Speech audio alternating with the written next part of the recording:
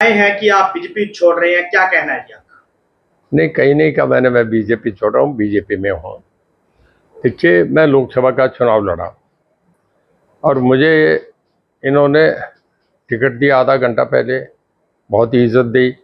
Cabinet जब नायब सिंह जी की श्रेणी की बनी तो पहले 5 में मुझे रखा, मैं वो भी अच्छा बढ़िया मैं अच्छे था।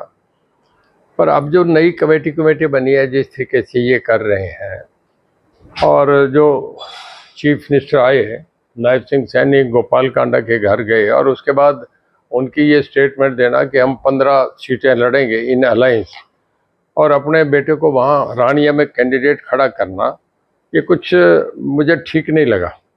इस पर मैंने कल वर्कर्स मीटिंग बुलाई और ये कल कर दिया कि मैं चुनाव लड़ूंगा। अगर बीजेपी सम्मानजनक तरीके से मुझे कुछ चुनाव लड़ाना, मैं राजनीतिक आदमी हूँ, मैं तो बीजेपी 2 महीने पहले ज्वाइन करी है, मैं बीजेपी में भी रहना चाह रहा हूँ। पर अगर बीजेपी अनदेखी करती है, जैसे कमेटीज बनी, रणजीत सिंह, मैं चौ देवलाल का बेटा हूँ, मैं लोकसभा का चुनाव लड़ा, मुझे 5 कैबिनेट मिनिस्टर, मेरी परफॉर्मेंस सबसे बढ़िया।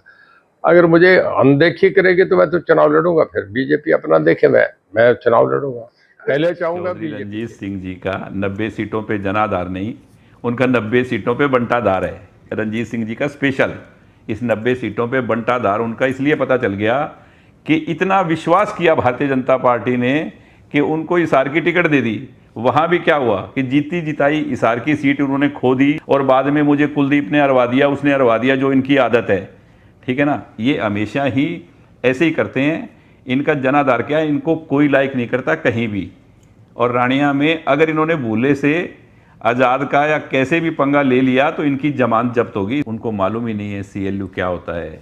ठीक है ना, अगर वो 10 साल के अंदर माननीय मनोहर लाल जी खट्टर जी की सरकार में 10 साल में गोपाल कांडा का एक भी CLU साबित कर दें तो वो मैं उन्हीं को दे दूंगा कि ये लो, आप ही रख लो ये। उनको पता नहीं है कुछ भी, वो बैकी बातें कर रहे हैं, क्योंकि हरियाणा लोकहित पार्टी ने रानिया सीट पे